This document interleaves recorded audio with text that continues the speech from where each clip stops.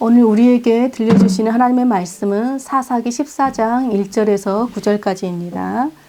삼손이 딥나에 내려가서 거기서 블레셋 사람의 딸들 중에 한 여자를 보고 올라와서 자기 부모에게 말하여 이르되 내가 딥나에서 블레셋 사람의 딸들 중에서 한 여자를 보았사오니 이제 그를 맞이하여 내 아내로 삼게 하소서 하매 그의 부모가 그에게 이르되 내 형제들의 딸들 중에나 내 백성 중에 어찌 여자가 없어서 네가 할례 받지 아니한 블레셋 사람에게 가서 아내를 맞으려 하느냐 하니 삼손이 그의 아버지에게 이르되 내가 그 여자를 좋아하오니 나를 위하여 그 여자를 데려오소서 하니라.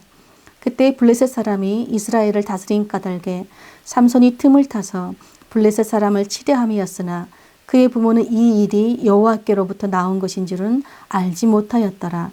삼손이 그의 부모와 함께 딥나에 내려가 딥나의 포도원에 이른즉 젊은 사자가 그를 보고 소리 지르는지라.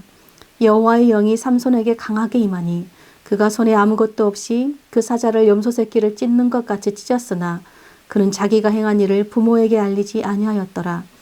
그가 내려가서 그 여자와 말하니 그 여자가 삼손의 눈에 들었더라.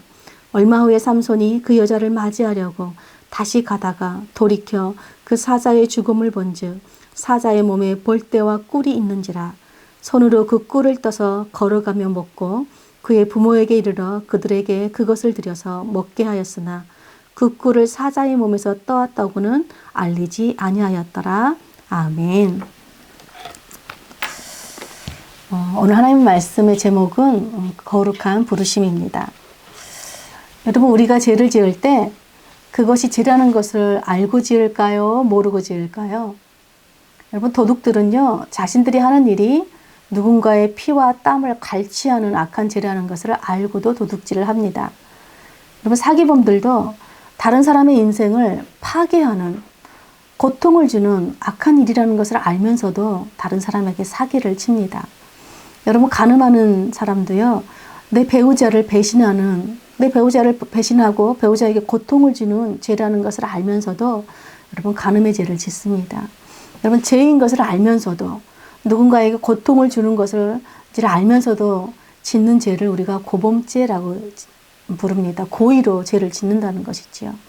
내가 이렇게 말하면 내 아내가 싫어한다는 것을 알면서도 그 말을 하고, 내가 이렇게 행동하면 남편이 고통당하고 싫어한다는 것을 알면서도 그 행동을 하는 것입니다. 누군가의 간섭을 거부하고 내가 하고 싶은 대로 내 뜻대로 사는 것, 이것이 죄가 주는 쾌락입니다.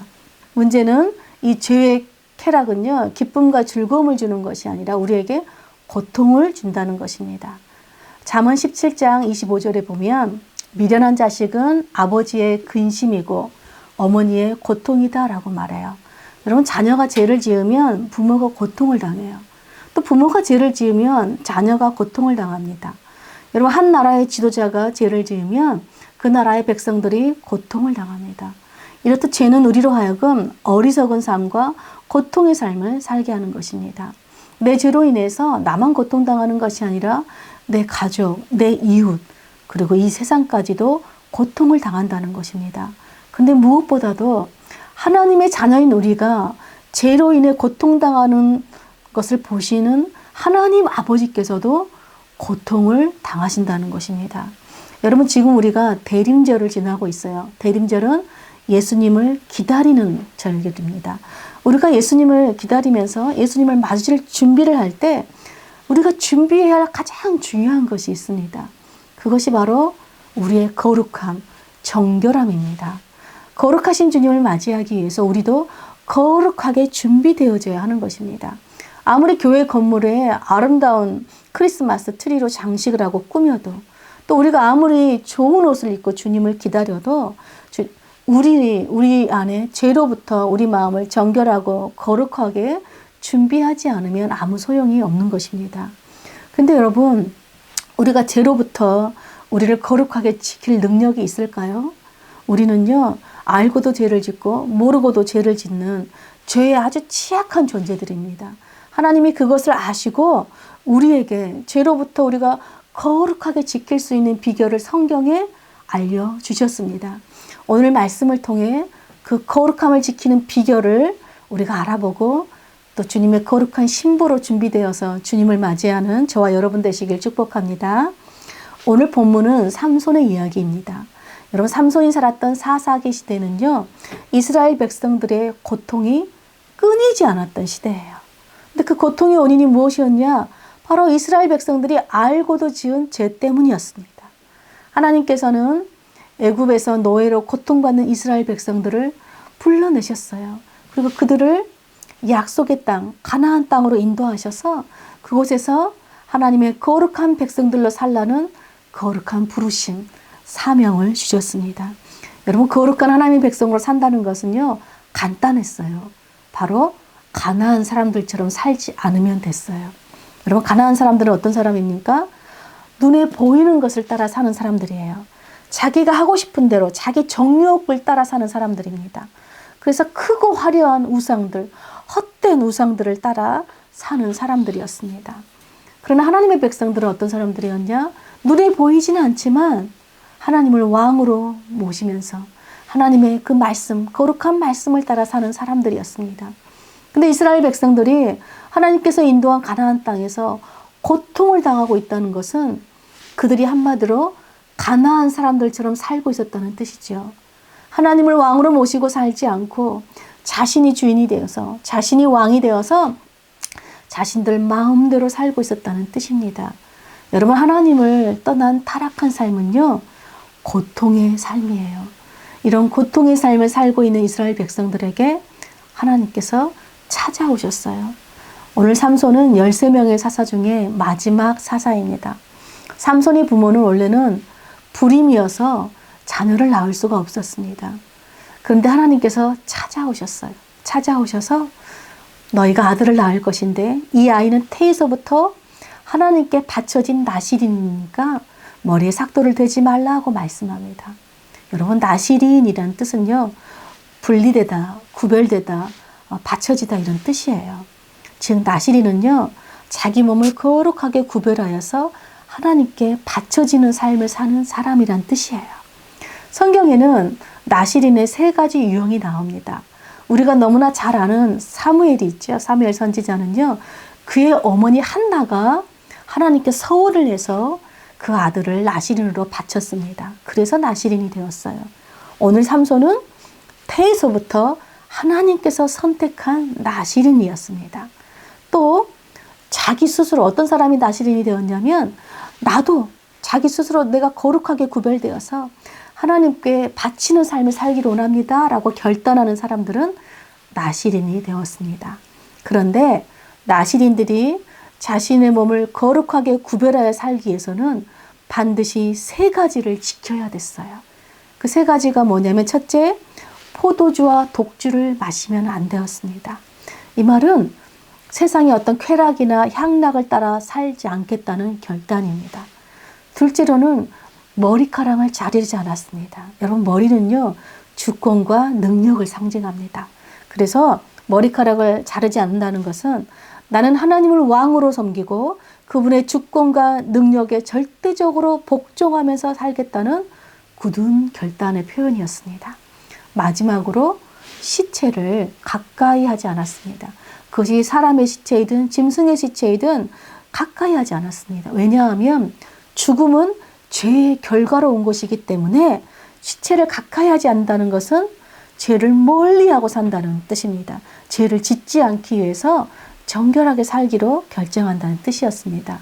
여러분, 만약에 나실인이 우연이라도 얼떨결에 시체를 만지게 되면요, 정결회식을 치러야 됐어요. 그 정결회식은 지금까지 길었던 머리를 다 자르고 그 다음에 성막에서 제물로 드려서 속건제를 드린 다음에 8일 동안 성막에서 하나님 앞에서 정결한 회식을 치러야 했습니다. 이렇듯 나실인은 철저하게 하나님의 그 거룩한 부르심을 따라 세상의 쾌락과 죄를 따라 살지 않고 정결한 삶을 살기로 결단한 사람들입니다. 여러분, 삼손은 어려서부터 자신이 이 3가지를 지키고 살아야 하는 나실인이라는 것을 잘 알았어요. 또한 동시에 죄의 고통 가운데 있는 이스라엘 백성들을 구원하라고 하나님께서 자신을 부르셨다는 그 사명을 잘 알고 있었습니다. 여러분, 사사들 중에 나시린으로 지명받은 사람은 삼손밖에 없어요. 그리고 13장에 보면은 하나님의 복을 받고 자란 사람도 삼손밖에 없어요. 또 13장의 제일 마지막을 보면요, 하나님의 영이 삼손을 움직이기 시작하였다라고 말이 끝납니다. 여기 13장을 보면 삼손이 어떻게 태어나고 어떻게 자랐는지를 잘 보여주고 있어요. 13장까지만 보면 드디어 삼손이 하나님의 거룩한 나시린으로 준비되어서 이스라엘 백성들을 고통에서 건져낼 사명을 다 하겠구나, 이제 준비가 다 됐구나라는 생각이 듭니다. 그렇다면 14장에 삼손이 어떻게 등장할지 너무 기대가 돼요. 그런데 14장에 등장하는 삼손의 모습은 너무나 충격적입니다. 우리 1, 2절을 다시 한번 읽어보겠습니다.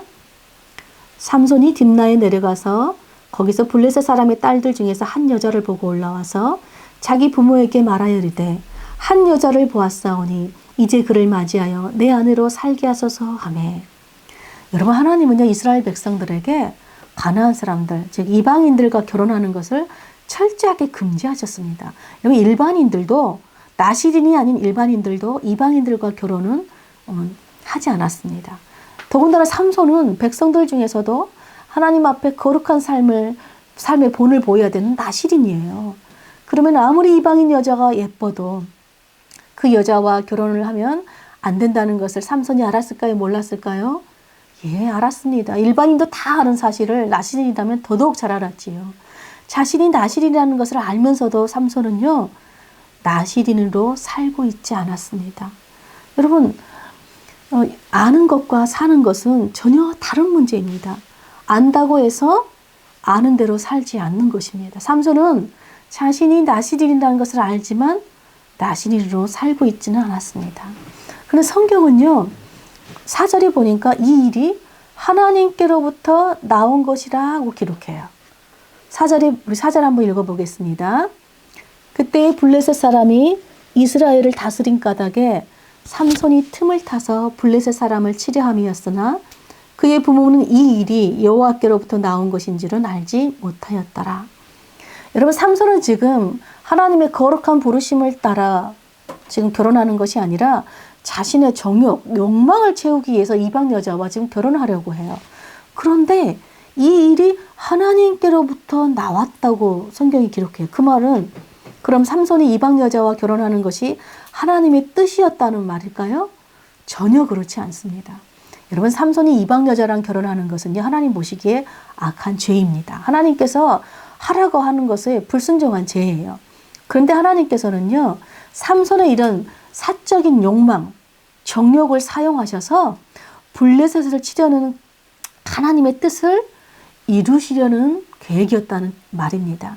지금 무슨 말이냐면요, 여러분, 하나님은 죄인도 사용하시고 의인도 다 사용하세요.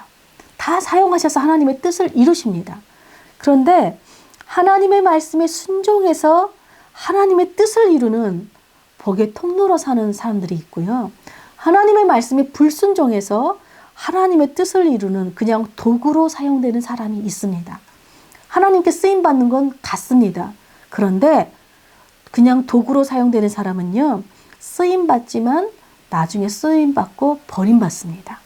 그런데 복의 통로로 사용되는 사람은요, 쓰임받은 후에도 영원히 하나님과 함께하는 자들이에요. 대표적인 예로 우리가 사울을 들 수 있습니다. 여러분, 사울을 하나님께 왕으로 선택받고 세움받습니다. 그런데 하나님의 말씀에 끊임없이 불순종해서 평생 다윗을 연단하는 도구로 사용되다가 버림받고 맙니다. 근데 다윗은 어떻게 되었습니까? 하나님의 말씀에 순종함으로 하나님이 영원히 다윗과 함께 하겠다는 약속을 주시고 복을 받았어요. 그러므로 사랑하는 저와 여러분은 정말 하나님의 말씀에 순종하여 하나님의 뜻을 이루는 그 축복의 통로들로 사시기를 축복합니다. 여러분, 삼손의 부모는 이방 여자랑 결혼하겠다는 삼손에게 어떻게 네가 이방 여자와 결혼할 수 있느냐라고 말려보지만 자기가 첫눈에 반했으니까 무조건 결혼을 하겠다고 삼손이 난리를 칩니다. 자식을 이기는 부모가 없다고 결국 부모는 삼손의 결혼을 위해서 삼손과 함께 블레셋 지방인 딥나로 내려갑니다. 우리 5절 6절도 한번 같이 읽어보겠습니다. 삼손이 그의 부모와 함께 딥나로 내려가 딥나의 포도원에 이른즉 젊은 사자가 그를 보고 소리를 지르는지라. 하나님의 영이 삼손에게 강하게 임하니 그가 아무것도 없이 그 사자를 염소 새끼를 찢는 것 같이 찢었으나 그는 자기가 행한 일을 부모에게 알리지 아니하였더라. 여러분 너무 이상하죠? 삼손이 부모와 함께 딥나로 여자 집에 내려갔는데 웬 갑자기 포도원에 이르렀다고 지금 기록하고 있습니다. 여러분 나실인이 포도원에 가면 될까요? 안 될까요? 예, 하나님이 포도주, 겉던 포도나무에 나는 것을 먹지 말라고 금지하셨습니다. 근데 삼손은 포도원에 가면 안 된다는 것을 알고도 포도원으로 내려갔습니다. 계속해서 우리가 기대하는 삼손과는 어긋나는 길을 가는 것이죠. 그런데 그 포도원에 도착했는데 한 젊은 사자가 삼손을 보고 죽이려고 달려 으르렁거리고 있었습니다. 그때 하나님의 영이 삼손에게 강하게 임하여서 삼손이 사자를 맨손으로 찢어 죽이는 일이 일어납니다. 하나님께서 구원하여 주신 것입니다. 근데 자기가 한 일을 삼손이 부모에게 알리지 않았다라고 말해요. 분명히 삼손이 부모와 함께 딥나로 내려갔는데 어떻게 부모가 이 일을 알지 못할 수 있을까요? 이 말은 여러분 삼손이 부모와 함께 딥나로 내려갔는데 부모 몰래 혼자 지금 포도원에 왔다는 말이 돼요. 근데 삼손은요, 왜 부모에게 자기의 행동을 말하지 않았을까요?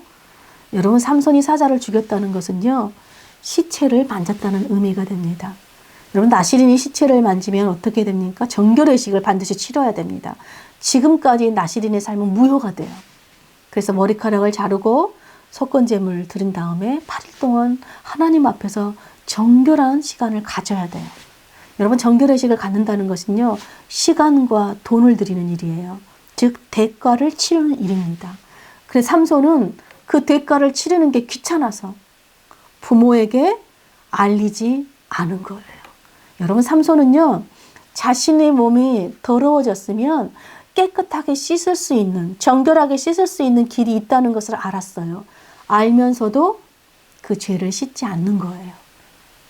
회개할 수 있는 기회를 스스로 버렸습니다. 삼손에게는요, 하나님은 안중에도 없어요. 그냥 삼손에게는 오직 딥나 여자만 있을 뿐입니다. 그렇게 삼손은 부모와 함께 딥나 여자를 만나서 결혼하기로 합의하고 다시 이스라엘로 올라왔습니다. 그리고 얼마의 시간이 흘렀어요. 삼손은 이제 드디어 딥나에 사는 그 블레셋 여인과 혼례를 혼인하기 위해서 다시 부모와 함께 딥나로 내려갑니다. 그런데 내려가는 도중에 삼손이 또 일탈 행위를 합니다. 우리 8절 한번 읽겠습니다.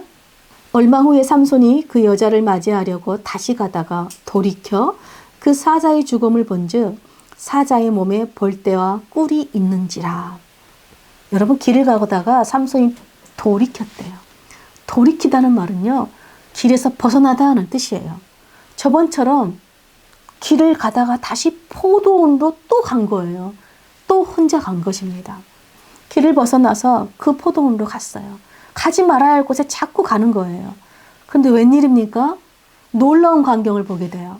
저번에 자신이 죽였던 그 사자의 시체에 여러분 벌떼들이 몰려있고 벌들이 그 죽은 사자의 시체에다가 꿀을 만들어 놓은 거예요. 그것을 본 삼손이 이번에도 충격적인 행동을 합니다. 우리 9절 한번 읽겠습니다. 손으로 그 꿀을 떠서 걸어가며 먹고 그의 부모에게 이르러 그들에게 그것을 들여서 먹게 하였으나 그 꿀을 사자의 몸에서 떠왔다고는 알리지 아니하였더라.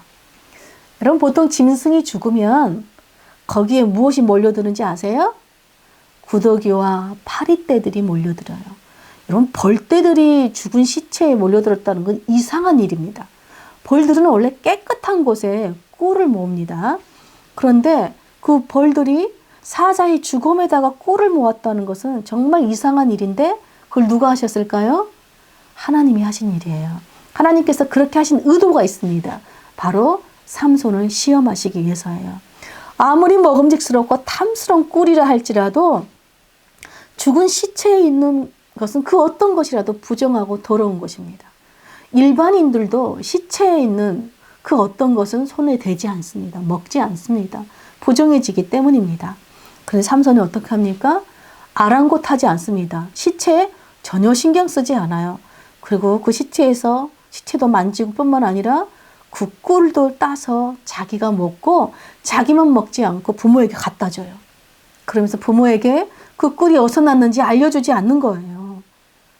여러분, 마치 하와가 선악과를 따먹고 아담에게 준 것 같은 그런 상황인 것 같아요. 여러분, 아담과 하와가요, 선악과를 먹으면 죽는다는 걸 알고도 그 선악과 따먹었습니다. 하나님께서 분명히 너희가 이 선악과 먹으면 죽는다라고 말씀하셨어요. 알면서도 따먹었어요. 삼손 역시 자신이 하는 이 행동이 하나님 보시기에 악한 죄라는 것을 알면서도 지금 그 꿀을 따먹은 거예요. 이것이 여러분 이스라엘 백성들의 현재 영적인 상태입니다. 이스라엘 백성들은 하나님께서 가장 싫어하는 것이 우상 숭배라는 것을 알고 있었습니다. 그런데 그들은 끊임없이 우상 숭배를 합니다. 그리고 우상 숭배의 결과는 무서운 심판이라는 것을 알면서도 끊임없이 우상을 숭배하고 돌이키지 않았습니다.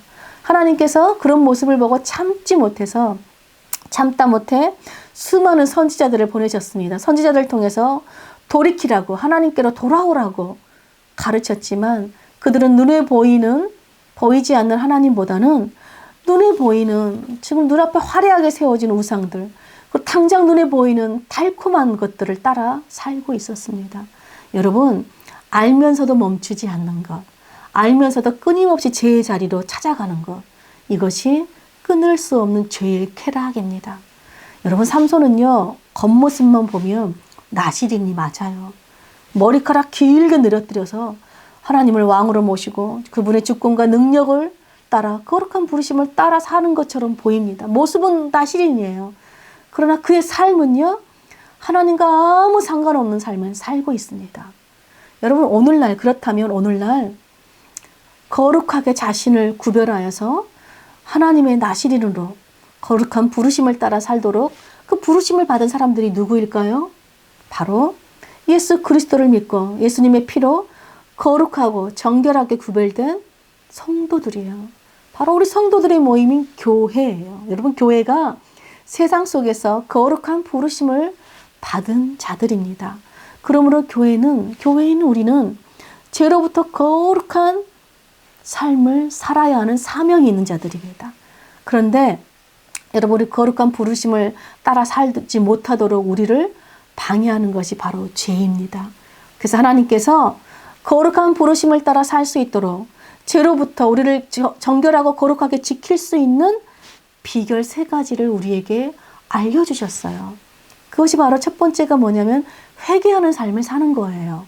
여러분, 우리는 알면서도 죄를 짓고 알지 못하면서도 죄를 짓습니다. 다윗이요, 우리아의 아내 밧세바와 간음하는 것이 하나님 보시기에 악한 죄라는 걸 알고도 다윗이 죄를 지었습니다. 다윗도 삼손처럼 그 죄를 짓고 나서 아무도 모르게 아무에게도 안 알리고 넘어가려고 했습니다. 근데 그때 하나님께서 나단 선지자를 보내셔서 다윗의 죄를 드러내셨어요.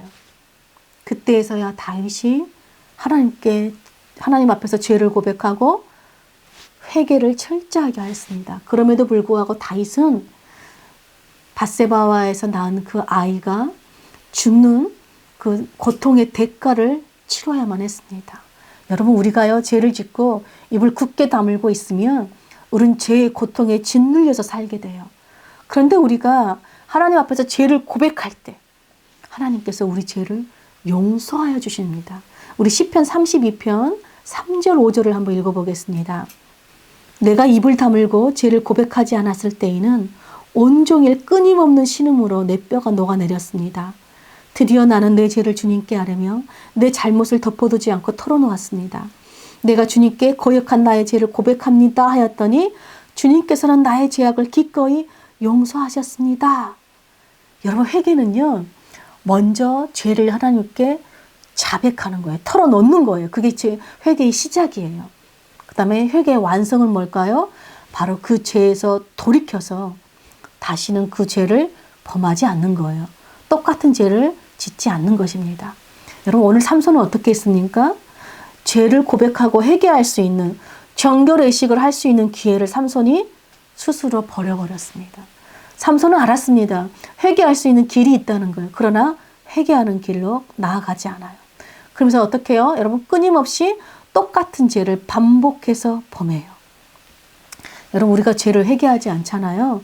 그럼 우린 똑같은 죄를 계속해서 반복할 뿐만 아니라 오늘 삼손처럼 내 가족들에게 다른 사람에게도 죄를 짓게 하는 고통을 주는 어리석은 삶을 살게 됩니다. 그러므로 사랑하는 여러분, 우리가 거룩한 죄로부터 거룩한 부르심을 따라 사는 첫 번째 비결이 바로 매일매일 회개하는 삶을 사는 것입니다. 두 번째로는 우리가 기도하는 삶을 사는 거예요. 여러분 오늘 삼손의 부모는요, 아들이 꿀을 줬는데 그 꿀의 출처를 알지도 못하는 채 그냥 받아 먹었어요. 그래서 부정하게 돼요. 여러분 살면서 우리는 이런 유혹들을 많이 경험하게 돼요. 부정한 돈들, 뇌물들, 받아 먹으면 안 되는 것들이 있습니다. 여러분 성도는 먹든지 마시든지 무슨 일을 하든지 우리가 하는 말이나 행동을 통해 하나님의 영광을 위해 살도록 부르심받은 사명을 받았습니다. 그래서 여러분 아무 것이나 받아 먹으면 안 돼요. 아무 것이나 받아 먹으면 우리는 죽습니다. 여러분 한번 부정한 맛에 들리면 그 죄의 맛에 들리면 여러분 끊을 수가 없기 때문에 그래요. 다윗은요, 죄의 힘이 얼마나 강력한지 한번 죄의 소나기에 잡히기만 하면 빠져나오기가 힘들다고 고백합니다. 우리 시편 19편 12절 13절도 한번 읽어보겠습니다. 어느 누가 자기 잘못을 낱낱이 알겠습니까? 미처 깨닫지 못한 죄까지도 깨끗하게 씻어주십시오. 주님의 종이 죄인 줄을 알면서도 고의로 죄를 짓지 않도록 막아주셔서 죄의 소나기에 다시는 잡히지 않게 지켜주십시오. 그때에 나는 온전하게 되어서 모든 끔찍한 죄악을 벗어버릴 수 있을 것입니다. 여러분, 다윗은 죄의 소나기에서 벗어나기 위해서 두 가지 기도를 해요. 하나는 내가 알지 못하고 미처 깨닫지도 못하고 지은 죄를 용서해달라고 기도해요. 여러분 삼손의 부모처럼 우리도 모르는 사이에 죄를 지을 때가 많이 있습니다. 그래서 우리는 하나님 제가 혹시 알지도 못하고 지은 죄가 있다면 용서해 주십시오라고 기도하는 거예요.